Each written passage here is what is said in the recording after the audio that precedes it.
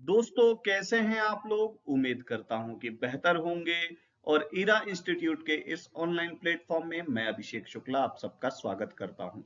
दोस्तों कई दिनों बाद वीडियो डाल रहा हूं। अब आपको रेगुलर वीडियोस मिलेंगे और ये करंट कम होलिस्टिक प्रोस्पेक्टिव से ज्यादा होंगे। आज हम बात करेंगे स्टेट फूड सिक्योरिटी इंडेक्स 2024 की।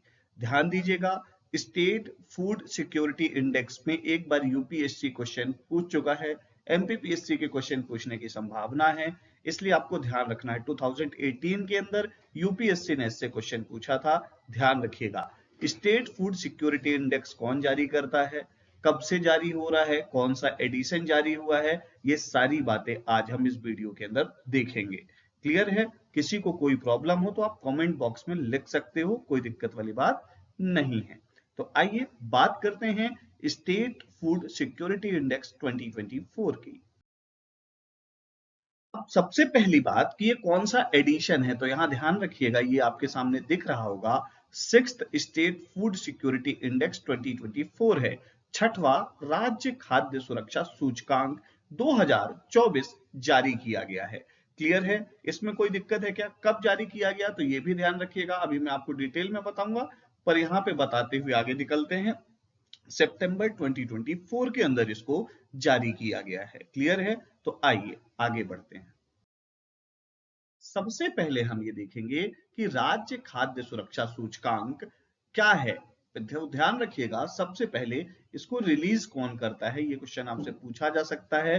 तो ध्यान रखिएगा, स्टेट फूड सेफ्टी इंडेक्स को food safety and standard authority of India FSSAI, ध्यान रखिएगा, फसाई फसाई जारी करता है। इस क्वेश्चन को आप लोग नोट कर लीजिए। ये क्वेश्चन आपसे एमपीपीएससी कभी पूछे कि स्टेट फूड सेफ्टी इंडेक्स कौन रिलीज करता है, तो ध्यान रखिएगा, भारतीय खाद्य सुरक्षा और मानक प्राधिकरण जारी करता है। क्लियर है?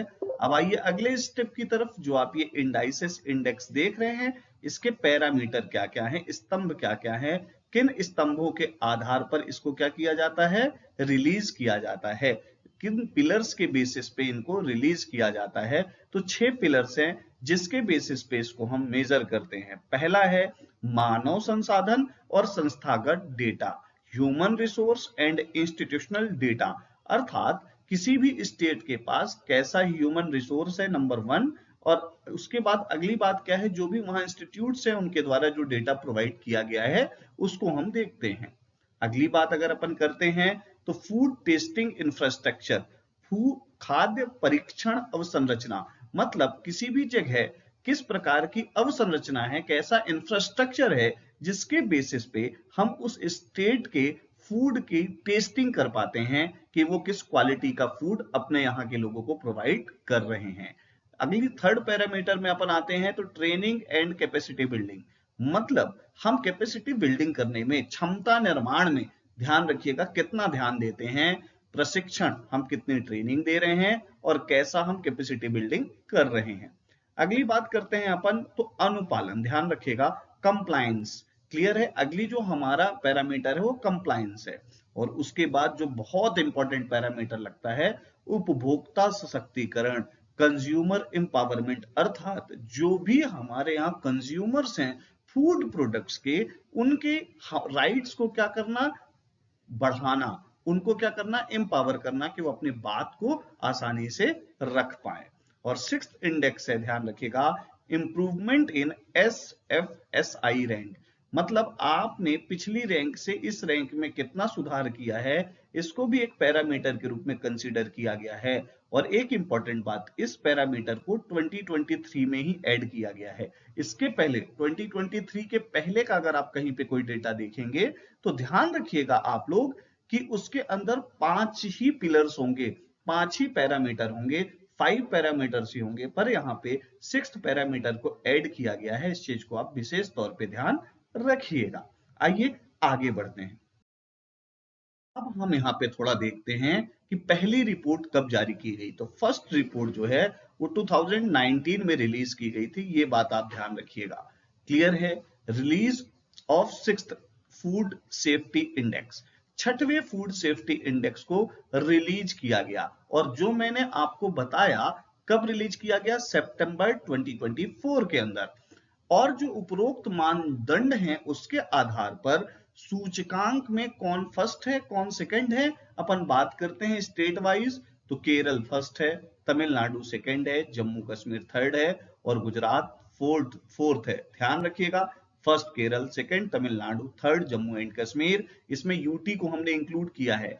यहाँ पे थोड़ा ध्यान दीजिएगा, स्टेट एंड यूटी बोथ लिखा हुआ है। क्लियर है? तो Kerala first, Tamil Nadu second, Jammu Kashmir third और फोर्थ है गुजरात। क्लियर है? अब बात करते हैं मध्य प्रदेश की कौन सी रैंक है। ये भी बहुत ज्यादा इंपॉर्टेंट क्वेश्चन बन जाता है, एमपी करंट के पर्सपेक्टिव से भी इंपॉर्टेंट है। तो एमपी की रैंक है 9th और एमपी को 100 में से 51.25 पॉइंट्स मिले हैं। क्लियर है? अपन बात करते हैं नॉर्थ ईस्टर्न हिल स्टेट्स की। उसके अंदर इंग्लैंड जो है वो बहुत इंपॉर्टेंट, सॉरी नागालैंड जो है, इंग्लैंड गलती से निकल गया, नागालैंड जो है उसने बहुत ही अच्छा इंप्रूवमेंट किया है, इसलिए उसको हमने अलग से दिखाया है नॉर्थ ईस्टर्न हिल्स के अंदर। क्लियर है? आइए अगली बात करते हैं।